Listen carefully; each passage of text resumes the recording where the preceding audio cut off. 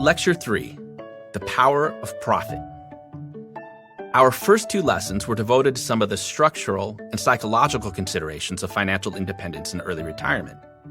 So far, we haven't explored the math, and we haven't talked about the practical aspects of financial freedom.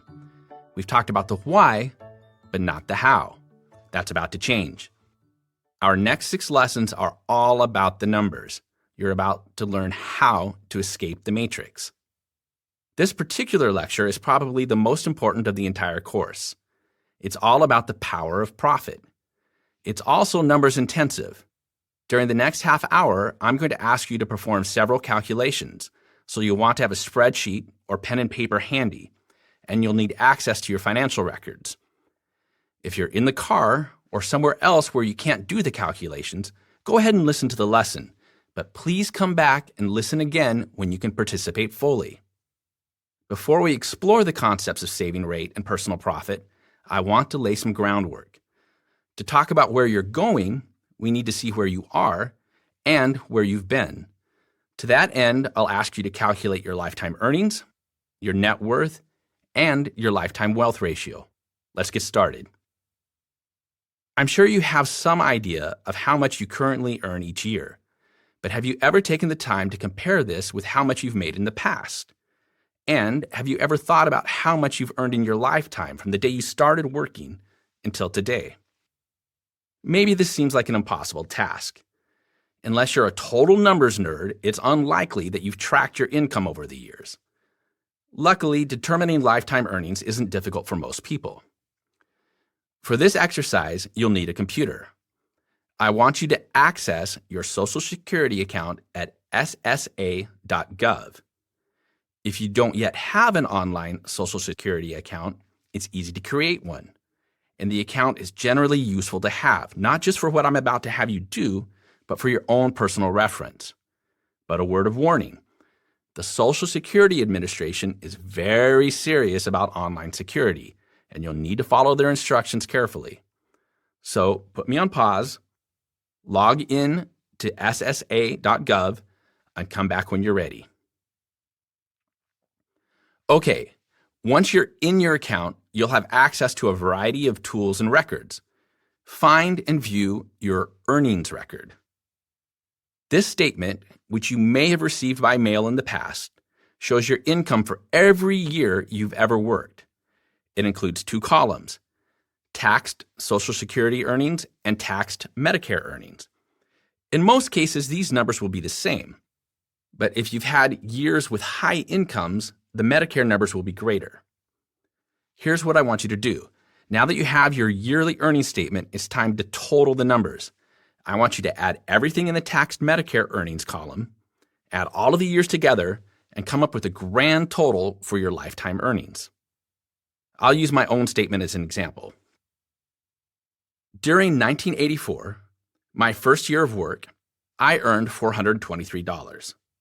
In the 35 years since, I've had tax Social Security earnings of almost $1 million, $995,910 total. But my taxed Medicare earnings are higher, $1,280,000. So my lifetime earnings are that latter number. Since starting work at age 15, I've had nearly $1.3 million in income, an average of about $36,500 per year. That doesn't seem like much on an annual basis, but when I look at the total amount I've earned, it's a lot. While most people can find their lifetime earnings using Social Security info, this method doesn't work if you've enjoyed a high income over your career or you've done a lot of freelance or contract work. You'll have earned money that doesn't appear on your Social Security earnings record. For instance, my pay to produce this course won't appear on my statement. If this is true for you, you'll need to do some personal detective work. If you've kept copies of your old income tax returns, which is something you really ought to be doing anyhow, pull those out. They have the numbers you need. For each year, find your taxable income, which is generally at the bottom of IRS Form 1040. Tally these numbers with pencil and paper or plug them into a spreadsheet. Do this for each year you have records. When you're finished, fill in the gaps with your best guess. Or if you've saved past pay stubs, Use them to help puzzle out the missing pieces. If you have not kept good records and the Social Security info isn't accurate for you, you'll have to use your brain. Spend some time trying to recall all of your previous jobs and how much you earned at them. Make your best guess about what you've made in past years. Once you've gathered your income info, spend a few minutes trying to recall other sources of money you've received. Have you earned money that wasn't reported on tax records or that might not show up on your Social Security statement? Have you inherited money, for instance, or worked a job where you made tips but didn't report them on your taxes? Did you build and sell a business? Did your parents give you a check when you graduated college? Ever won money gambling? Won a sweepstakes? In the end, what you want is a single number that, as accurately as possible, reflects how much money you've earned in your lifetime. Once you've calculated your lifetime earnings, write that number down and set it aside. You'll need it later. Next, we're going to look at what you currently have to show for your lifetime of work. How much do you have now compared to how much you've earned over the years? What is your net worth? As you're probably already aware, your net worth is the total of everything you own minus everything you owe. It's how much you're worth today at this very moment. Here's another way to think of it. Imagine that you sold everything that you have, your house, your car, your dog, your clothes. You sold it all, and you used the money to pay off whatever debts you currently have. Then, after you sold everything, you withdrew any remaining money from your bank and brokerage accounts. If you did this, if you sold everything and converted it to cash, what would remain? If you have a positive net worth, after you finish doing this, you'd be left standing naked in the street holding a pile of cash. If you have a negative net worth, you'd be left standing naked in the street holding nothing at all, and you'd still owe money to other people. That pile of cash, or the amount you owe other people, is your net worth. Fortunately, it's easy enough to compute your net worth without having to stand naked in the street. Follow the instructions I'm about to give and put me on pause whenever you need to. First, make a list of your assets, a catalog of everything you own. List your bank account balances. If you have investment or retirement accounts, write down how much you have in them. If you own a home, estimate its current value. If you own a car, list how much you think it's worth. Guess at the total value of your personal items, including clothes and furniture and home electronics. Add all of these numbers together, and this is the total of your assets. Next, list your liabilities. How much do you owe on your car? What's the current balance on your mortgage? Do you have student loans? Do you carry a balance on your credit cards? Have you borrowed money from your mother-in-law? Your total liabilities are the sum of everything you owe. You should now have two numbers, your total assets and your total liabilities. To find your net worth, subtract what you owe from what you own. Again, write this number down, burn it on your brain. It's a number you want to track. Net worth measures your financial health in much the same way that weight measures your fitness. Neither number tells the complete story, neither number is perfect, but as a measure of change over time, each is a handy tool. At its core, net worth represents how much wealth you've accumulated from birth until today. It's what you currently have to show for your lifetime of work. Everything else is just dreams and memories. That might sound harsh, but it's true. People often wonder what their net worth ought to be. What's a good net worth? Well, there's no right answer. It depends on where you live, what you spend, and how much you earn. Plus, your goals play a role. If you're a computer programmer in San Francisco, your net worth will likely be higher, probably should be higher, than if you're a school teacher in rural Mississippi. For example, my net worth at the end of 2019, after 50 years on Earth, was roughly $1,450,000. Although I share this number openly because of the work I do, because I want to be publicly accountable, you probably should not share your net worth with the world. Like many money nerds, I calculate my net worth at the end of every year. I sometimes imagine it's like my score in a video game. I want to see my score increase every year. Sometimes it drops, but mostly it makes upward progress, and that's what matters most. You want the long-term trend for your net worth to be positive, not negative. To wrap up the first half of this lesson, let's calculate your lifetime wealth ratio. Your lifetime wealth ratio compares how much you have today with how much you've earned during your years of work. It's a way to look at the wealth you've created and to gauge how well you're doing at keeping that wealth. Once again, this is a simple equation. To find your lifetime wealth ratio, you'll need the two numbers we've already calculated. Divide your net worth by your lifetime earnings. For instance, if you have a net worth of $100,000 and you've earned $500,000 in your career, then you'd divide $100,000 by $500,000 to get a lifetime wealth ratio of 0.2. Go ahead and do the wealth ratio calculation for yourself. In my case, if I divide my net worth of $1.45 million by my lifetime earnings of $1.28 million, I get a lifetime wealth ratio of 1.13. That's pretty good. But I'm 51 years old, and I've had a number of years to invest my money and let it grow. When I look back, say 15 years ago and run the numbers, my lifetime wealth ratio then was 0.22.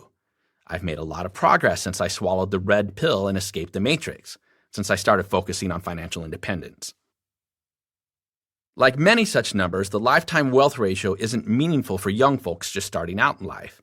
When you're young, your income is low and often your expenses are high. Plus, you haven't had time to save and invest. It takes years for the numbers to shift in your favor. So don't panic if you're in your 20s and have a negative net worth or a low lifetime wealth ratio. Things will improve with time, especially if you follow the advice in this course. Now that we've computed some handy numbers, let's take a look at the most important number in personal finance, the one number that drives everything. It's called your profit. Your net worth is the grand total of years or decades of earning and spending. It's the cumulative gap between your income and your expenses. In business, this gap is called profit. Profit is the lifeblood of every company. It's like food and water for the human body. Although nutrition isn't the purpose of life, we can't survive without it. Food and water power us. They give us strength to do the things that matter most. So too, profit isn't necessarily the purpose of business, but no company can survive without profit. Companies that don't earn a profit eventually go under, just as people who don't eat eventually die of starvation. Here's a secret. People need profit too. In the world of personal finance, we don't use the word profit. We use the word savings instead. And that's unfortunate because these two words describe the exact same thing, the gap between income and expenses. But when people hear the word savings, their eyes glaze over and their brains turn to mush. Boring. I believe strongly that if we were to use the word profit instead of savings in personal finance, folks would get jazzed. Of course I want to earn a profit. Who wouldn't? For our purposes, for the remainder of this course, I'm going to use the word savings and profit interchangeably. I do this because I want to drive home just how important profit is to your financial success. Your profit is the most important number in personal finance, the most crucial factor on your path to financial freedom. I cannot stress this enough. Nothing else matters if your income does not exceed your expenses. Nothing. Profit is easy to calculate. It's the difference between what you earn and what you spend. If you earned $50,000 last year and spent $40,000, you had a profit of $10,000. If you earned $50,000 and spent $60,000, you had a loss of $10,000. Simple, right? So put me on pause for a moment to figure out your profit for last year. Take the total of what you earned and subtract from that the total amount of the money you spent. Well, did you have a profit last year, or did you wind up losing money instead? When a business spends more than it earns, it's operating at a loss. Same for you. If you spend more than you earn, you're losing money and in danger of falling into debt. And if you're already in debt, you're digging the hole deeper. But when you, or a business, Earn more than you spend, you're earning a profit, and that profit can be used to pursue your goals. Make sense? Now, there are only two ways that a business can boost profit, and there are only two ways that you can boost your own personal profitability. First, spend less. A business can increase profits by slashing overhead, finding cheaper suppliers, renting less expensive space, paying less for labor. You can increase your personal profit by spending less on groceries, driving less, or refinancing your mortgage. We'll explore ways to spend less in our next lesson. The second way to boost profit is to earn more. To generate increased revenue, a business might create new products or find better ways to market its services. Or it could increase prices. You increase your personal income through things like working overtime, taking a second job, or selling your motorcycle. Every piece of money advice you've ever heard is based around the fact that these are the only two ways to boost profit. You must spend less or earn more. There are no other options. Well, actually, I guess that's not completely accurate. There is a third option, and that's to increase your investment returns. We'll talk about investing in Lesson 7. But you can't have money to invest if you don't have a profit. Now, profit is powerful. When you earn a profit, you don't have to figure out how you'll pay your bills. Profit lets you chip away at the chains of debt. Profit removes the wall of worry and grants you control over your life. Profit frees you to do work that you want to do instead of being trapped in a job that you hate. When you make a profit, you become the boss of your own life. With even a small positive gap between your earning and your spending, the balance of power shifts to your favor. But how much profit do you need? The greater the positive gap between your earning and spending, the faster your net worth grows, and the faster you'll be able to achieve financial freedom and escape the matrix. This point might seem obvious, but it's important. Everything you do, from clipping coupons to asking for a raise to saving in a 401k, everything is done in support of this basic idea. But profit doesn't mean much on its own. Is a $10,000 annual profit good or bad? Well, it depends. If you're making $20,000 a year, then a $10,000 profit is great. You're saving half your income. You have a profit margin of 50%. Congratulations. On the other hand, if you're earning $200,000 a year, then that $10,000 represents a profit margin or saving rate of 5%. That's below average. You see, it's not your total income that determines how wealthy you are and will become. Income and wealth are not the same thing, although many people conflate the two. There are millions of folks with high incomes who are essentially broke. They have negative net worths. If they were to sell everything, they'd be left standing naked in the street with nothing to show for it, and they'd still owe money to other people. On the other hand, there are plenty of people with low incomes who are relatively wealthy. If they were to sell everything, they'd be standing naked in the street holding a pile of cash. Wealth is not what you earn. Wealth is what you keep. Wealth is the money you haven't spent. A high income can lead to wealth, but it doesn't guarantee it. And here's another important point. It's not your monthly surplus, your raw profit, that determines how quickly you'll reach financial independence. No, the true measure of how well you're doing is your saving rate, how much you save as a percentage of your income. In business, saving rate is called profit margin.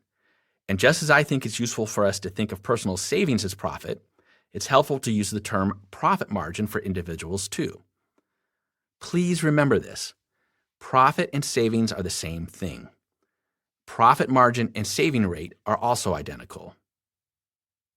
Why do we care about profit margin at all? Your time to reach retirement, or any other financial goal for that matter, depends on this one number, your profit margin. How much of your money you keep as a percentage of your income.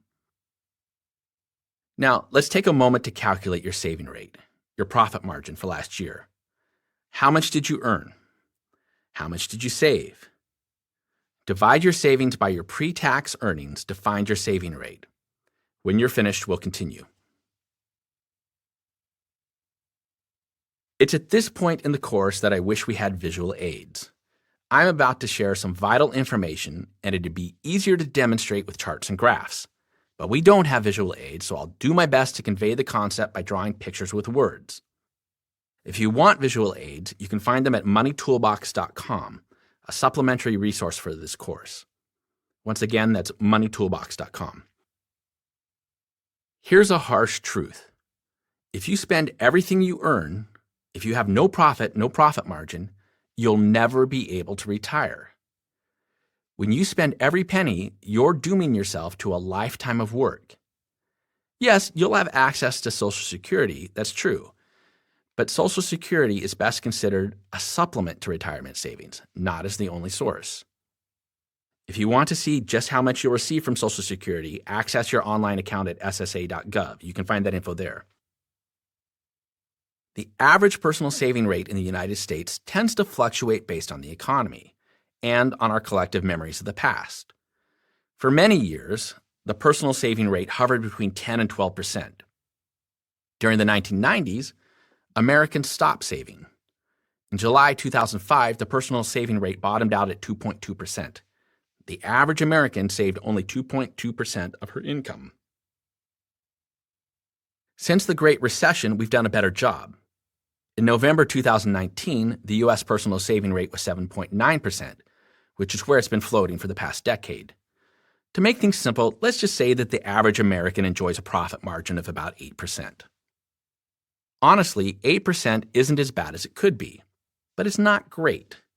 Financial advisors generally urge people to save 10% of their income. The bold ones recommend saving 20%. Profit margins like this are small enough to seem achievable, yet large enough to allow people to make some meaningful progress. If you save 10% to 20% of your income, you'll get rich slowly. But you can do better. While profit margins of 10% to 20% promise a comfortable lifestyle once you reach traditional retirement age of 65, they're not enough to retire early. If you want to achieve financial independence before 65, you need to save more. How much more? Well, let's look at a few examples. If you were to maintain a steady profit margin of 10%, a target many people are taught to aim for, after 9 years, you would have saved enough money to take 1 year off from work. If you earn $50,000 per year, for example, and save $5,000 each year, that means you're spending $45,000 per year. Saving that $5,000 each year means that after 9 years, you'll have $45,000 in savings, which is enough to fund 1 year of expenses. In reality, you'd have more than that if you've been investing the money. For now, let's just keep these examples simple. So if you save 10%, it takes 9 years to accumulate 1 year of expenses. Now, if you were to maintain a saving rate of 20%, it would only take 4 years to save 1 year of living expenses. On an annual income of $50,000, a 20% profit margin means you're spending $40,000 and saving $10,000. After 4 years, you'll have saved $40,000, enough to fund your lifestyle for 12 months. Doubling your profit margin more than halves the time it takes to reach your goal. In the FIRE community, it's common for folks to try to save half their income. Why? Well, if you're able to obtain a profit margin of 50%, then for each year that you work, you're setting aside enough to fund another year at your current lifestyle. If you earn $50,000 and you spend $25,000, then you're also setting aside $25,000. You're able to fund 2 years of expenses with each year of work. Those who want extreme early retirement save even more, although these numbers aren't realistic for most people. A woman who saves 75% of her earnings is able to fund 3 years of retirement for each year she works, for instance. And those superstars who save 90% of their income, well, each year they work, they earn enough to fund 9 years of living. Imagine that. Work 5 years, save enough to fund the next 45. Saving rates of 90% are rare, and I'm not suggesting that you should try or expect this. It's an unreasonable goal for most people. But if you are in a position to pull this off, you ought to consider it. While a 90% saving rate is extreme, a 50% profit margin isn't as difficult as it sounds. Long before I'd heard of the early retirement movement, I knew families that saved half of what they earned. You probably know them too. Both partners work, but they live on a single paycheck. They bank the other paycheck, often the smaller of the two, and they never touch it. Our friends who do this enjoy a 50% saving rate or something close to it. They've set themselves up for financial freedom, often without realizing that they've done so. Based on all of this, let's look at the shockingly simple math behind early retirement. Let's imagine a young man named Pete who's 25 years old. For the sake of this example, assume that Pete has a net worth of 0. He doesn't own anything of value, but he doesn't owe anything either. He's starting from square one. Let's also say that he can earn a 5% return on his invested savings, which is a perfectly reasonable assumption. Finally, let's say that once he's retired, Pete will use 4% of his nest egg each year for living expenses. Okay, based on these assumptions, if Pete were to save 5% of his income, just below the average American saving rate, he'd need to work 66 years before he had enough saved to retire. Starting at age 25, he'd be 91 years old before he could stop working. Yikes. If Pete had a 10% saving rate, he'd have to work 51 years before he was ready to retire. He'd be 76 years old. With a 20% profit margin, Pete would need to work 37 years before his wealth snowball was large enough to support his lifestyle without work. He'd be 62, or right around traditional retirement age. At a 30% saving rate, Pete would need 28 years of work to save enough to retire comfortably. He'd be 53 and could retire early. With a 40% profit margin, Pete could safely retire after 22 years of work at age 47. And if Pete were to save half his income, it'd take him 17 years to earn enough to become financially independent. Starting at age 25, he'd reach this goal when he was 42. Can you see how the power of profit changes everything? The more Pete saves, the sooner he can reach retirement. And if Pete has no interest in retiring early, a high profit margin is still important. The more he saves, the sooner he can achieve his financial goals, no matter what those goals are. Altering our assumptions about Pete's situation would change things, but not a lot. If he has student loans to repay, that'll set him back a few years. But if the stock market were to average returns of greater than 5% each year, and it generally does, then that'd help him reach retirement sooner. I think you get the idea here. The more you save, the higher your profit margin, the sooner you can have what you really want out of life, whether that's early retirement, a better home for your family, or the ability to spend a few years backpacking across Europe. Here's the bottom line, the thesis of this entire course. Profit is power. Your saving rate, your profit margin, is the engine that drives everything in your financial life. And maybe that's a good metaphor. If your financial life is like a car and your profit margin is the engine, then profit truly is power. That means that your income is the accelerator. The more you earn, the faster you go. And naturally, that means your spending is a brake. Spending slows you down. If you spend more than you earn, you're at a total stop. Fundamentally, profit powers wealth. That's great, you're probably thinking, but how do I get more profit? How do I get from where I am today to saving 50% or even 20% of my income? Over the next few lessons, we'll cover ways to boost your profit. In the next lecture, we'll look at ways to slash spending. In Lesson 5, we'll explore ways to increase your income. And later, we'll cover the basics of smart investing. Let's move on.